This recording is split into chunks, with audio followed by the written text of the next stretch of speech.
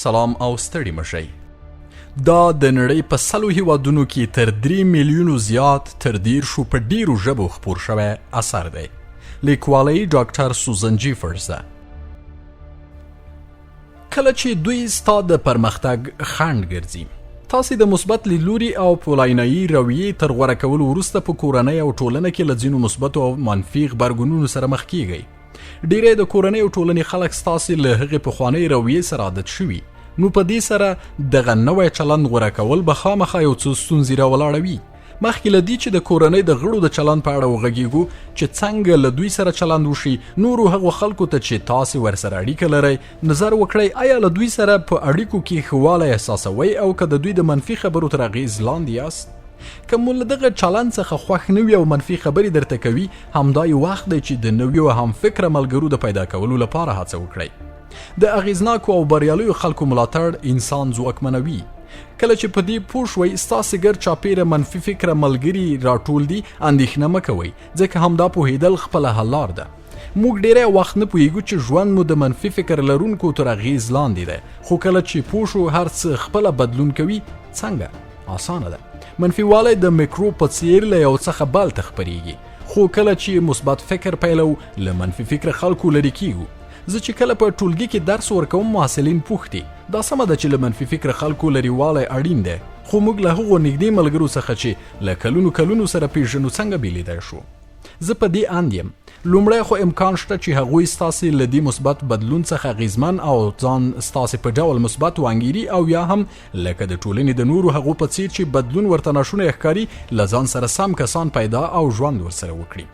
خو دا هم شونې ده چې ستاسې بدلون او دغه نوی شخصیت مو د هغوی لپاره یو ډول ماډل وګرځي او ځان مثبت وانګیري.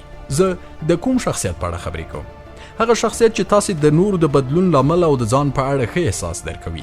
هغه شخصیت چې کله مو دنده بدلیږي تاسو یې په اړه اندېښنه ونه کړئ، او چې کله مو ملګري له تاسو سره د یو کار مشوره کوي او نظر مو غواړي، ستاسو نظر دا وي چې ته یې کولی شئ، وړتیا یې لري، په اړه یې ډېر فکر مه کوه. اوهو دا ډېر ښه نظر دی، بس عمل پرې وکړه. زه د داسې یو شخصیت په اړه خبرې کوم، نه دا چې تاسو ورته منفي ځواب ورکړئ چې آیا دا یو لوی ګواښ نه دی.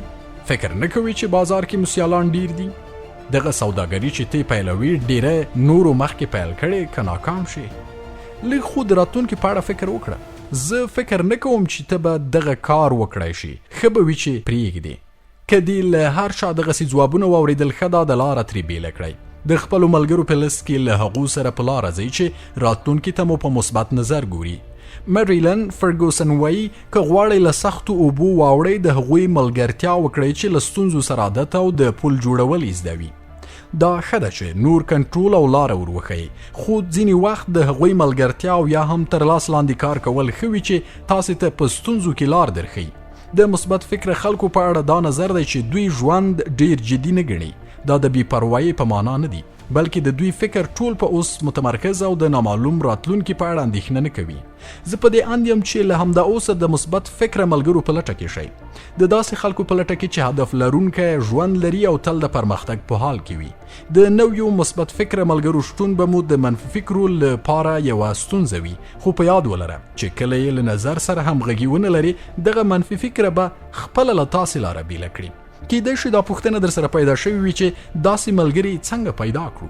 په بیلابیلو سیمینارونو، ورکشاپونو، غونډو او د اغیزناکه خلکو په ویناو کې ګډون وکړئ. که مو په جیب کې $50 د یوې ورځې خرڅه پاتې وي او د کوم اغیزناک کس د سیمینار $40 ټیکټ وي، تاسې همدا ورځ په $10 ځان وچلوئ او دغه سیمینار کې ګډون وکړئ. هڅه وکړئ ټولنیز واوسئ او پیژندګلوي ولرئ. د خلکو نومونه زده او د ټلیفون شمیرې ثبت کړئ. د هغو خلکو په اړه فکر وکړئ چې تاسو ترې اغېزمن شوي یاست. زنګ ورته ووهئ او همدغه چې په اړه یې څه احساس کوئ ورسره شریک او د یوې غرمنۍ لپاره یې دعوت کړئ. ډېر عجیبه درته ښکاري؟ زه هم همداسې وم. په لومړي ځل مې چې ټلیفون کاوه لاس مې لړزېده. هغه ته له زنګ نه مخکې مې په اړه بیلابیل نظرونه درلودل، خو همدې یو ټلیفون مې هغه ښه ملګری کړ. اوس مې ژوند ټول همدغه ملګري دي. اصلي خبره دا ده چې هیڅ هم په اسانۍ نه ترسره کیږي. د هر کار لپاره هڅه پکار ده. ډیر هغه په کور یوازې ناست وي چې د بل د ټلیفون انتظار باسي، هیڅ به هم په لاس در نشي. په ځانګړي ډول په پیل کې دا ستاسو مسؤلیت دی چې په خپل ځان ته مثبت فکر او ښه شخصیت لرونکي ملګري پیدا کړئ. له شک پرته چې دغه کار به ډیر عجیب ښکاري، کیدای شي ډیری مو ټلیفون ته ځواب ورنکړي یا به هم هغوی داسې غبرګون ونه ښیي چې تاسو یې تمه لرئ، خو سربیره پر دې هم هڅه وکړئ. دغه کار ډیری ځان ته په کمه سترګه کتل بولي، خو داسې نه ده. بدلون تل له ستونزو سره مخ وي. دغه ستونزه کیدای شي تاسو خپله د ژوند ملګری یا ملګري، پلار، مور او یا هم د کورنۍ بل غړي درته جوړه کړي. د هر کار تر پیل مخکې دوی په دې ګمان دي چې نصیحت درته کوي. د کار مخه مو په منفي نظرونو ډب کوي، خو که مو لیدلوری واضح وي او له مثبت فکره ملګرو سره مشوره پرې کړې وي، دغه منفي فکرونه او نصیحتونه به ستاسو د پرمختګ پر وړاندې خنډ نشي. یوې بلې مهمې خبرې ته مو باید پام وي چې د داسې نصیحتونو پر وړاندې ستاسو د خبرو اندازه او عکس العمل ډیر مهم رول لري. د بیلګې په توګه د کورنۍ غړی په یوازې ځان یې کله کولی شي تاواني ځواب، څنګه یې نشم کولی، عجیبه خبره کوي. ګټور ځواب، له پاملرنې دې مننه، په ځان باوري یم، پوهیږم هر هغه څه چې پیښیږي اداره کولی شم، خو ستا باور به له ما سره ډیره مرسته وکړي. که څه هم په ځان باور نه لرئ، خو ګټور ځواب مو په ځان باور زیاتوي، هیله دربښي او د ستونزو په حل کې در سره مرسته کوي. د بیلګې په توګه میرمن وایي له نوې دندې وروسته مغرور شوی او رویه دې بدله شوې. تاواني ځواب، ته ماته مغرور وایې، دومره وخت مې صبر وکړ، اوس مې د بدلون وخت دی. ګټور ځواب، پوهیږم چې ولې د مغرور فکر راته کوي. د نوې دندې د بوختوالي له امله وخت کم او د پخوا په څیر ستا غوښتنو ته رسیدی نشم، خو زه ستا مرستې ته اړتیا لرم. څنګه کولی شو له دې حالت څخه راووځو؟ په دې اړه ډوبین میلر په خپل کتاب کې د ورځني ژوند عقیدو کې کاږي، تر ټولو غوره ګټه هغه ده چې دواړه خواوې بریالۍ اعلان شي. یوه بله ډیره مهمه خبره دا ده چې کله چې څوک د یو چا له نظر سره همغږي نه وي، ماشومانه خویونه پکې پیدا کیږي، غوسه ورځي او ژر پریکړه کوي. خو دغه او دې ته ورته تخنیکونه هغه څه دي چې تاسو له ځان سره د ژوند د بدلون په حالت کې ولرئ. د خلکو له منفي فکرونو سره سره د ځان یو ښه ملګری اوسئ. هر خنډ ته په لاره کې د هو په ویلو سره سر وخوځوئ او هر کار او دنده چې ترسره کوئ په پوره مینه او صداقت یې ترسره کړئ. یو بریالی پریکړه یا تصمیم څنګه نیوی شو؟ هغه څه چې ژوند کې مو خنډ ګرځي، وړاندې تګ ته مو نه پرېږدي او تل ترې ویره لرو، د پریکړې نیول دي. لامل دا دی چې موږ ته تل د پام کوه کیدای شي ناسمه پریکړه وکړې ویل شوي. همدغې ناسمې کلمې زموږ پر مغزونو بد اغیزه کړي او له دې مو ویروي چې ملګري، کورنۍ، مقام، مینه، پیسې، سوداګري او هر څه به له لاسه ورکړئ. خو اصلي خبره دا ده چې ناسمې پریکړې انسان ته د زده کړو موقع برابروي او پوخوالي ته یې رسوي. نو که تاسو له پورتني وضعیت څخه کړیږئ، اندېښنه مه کوئ، هیڅ به هم له لاسه ورنه کړئ. مخکې مې هم اشاره ورته وکړه، که غواړئ نړۍ بدله کړئ، فکر مو بدل کړئ. فکر وکړئ تاسو د ژوند په داسې یو حالت کې یاست چې باید پریکړه وکړئ او لکه د ټولنې د نورو وګړو په څیر درته ویل شوي دي چې ګوره پام کوه، ژوند بیرته نه راګرځي چې تېروتنه ونه کړي. حیران یې چې دغه کار او که نه هغه بل کار وکړي. که دغه لومړی لاره غوره کړئ څه به پیښ شي؟ که پایله یې له پلان سره سمه نه وي، که دغه جملې مو ویره زیاتوي، نو دوه حالته موجود دي. که ډیره اندېښنه کوئ، ځان درته ملامت ښکاري او داسې انګیرئ چې کاش دغه کار مې نه وای کړی، نو تاسې د تاوان په حالت کې قرار لرئ. بل هغه د ګټې یا نو لاس حالت دی.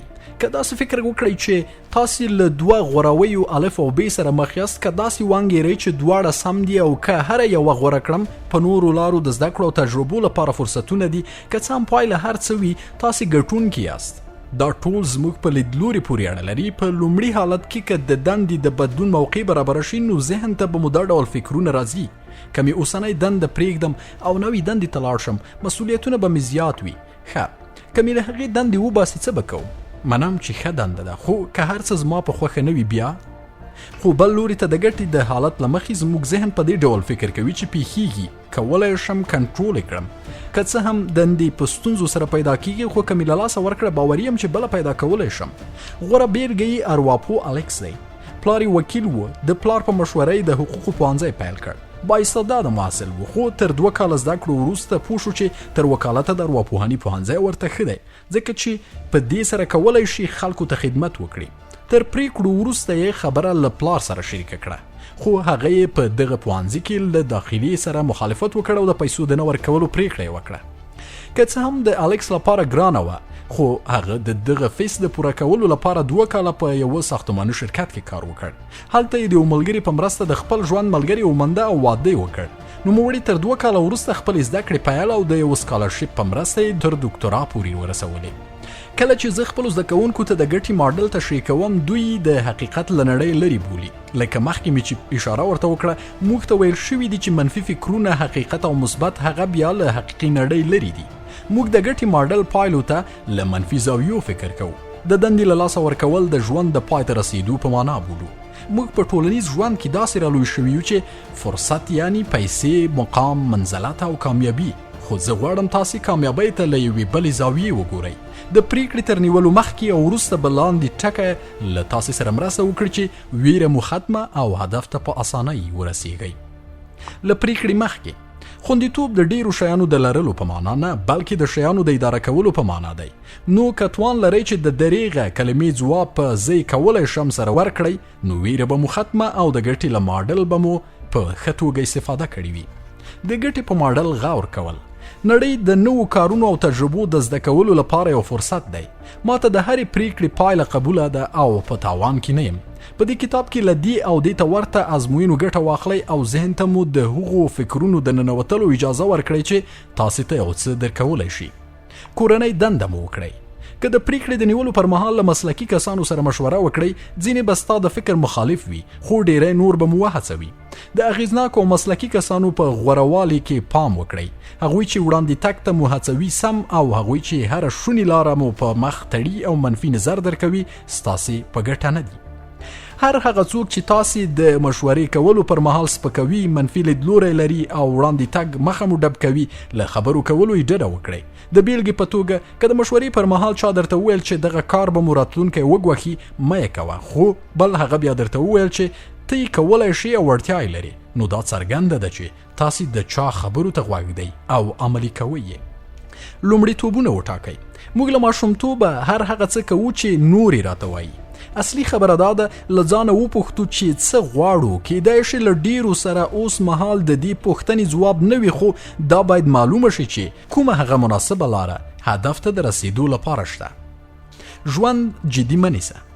ځینې خلک ژوند او بیا پریکړې ډیرې جدي نیسي. باور وکړئ هیڅ هم دومره مهم نه دي. که مو د پریکړې له کبله یو څه مالي تاوان وکړ مه خفه کیږه.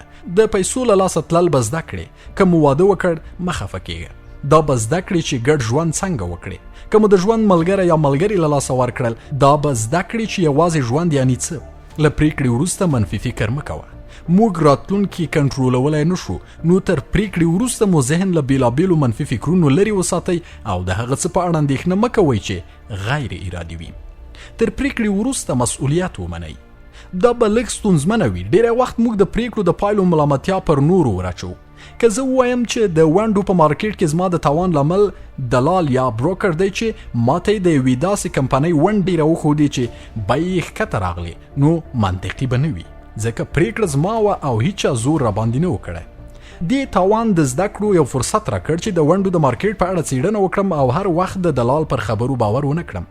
همدغه مسؤلیت منل پر ځان د غصې د کمیدو لامل ګرځي.